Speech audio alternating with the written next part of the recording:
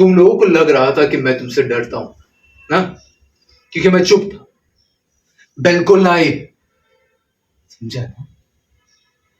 बल्कि मैं सोच रहा था कैसे तुम लोगों को जवाब दूं, ताकि जिंदगी भर तुम्हें मेरी बात याद रहे। और एक केक ने मेरी जिंदगी तबाह की है।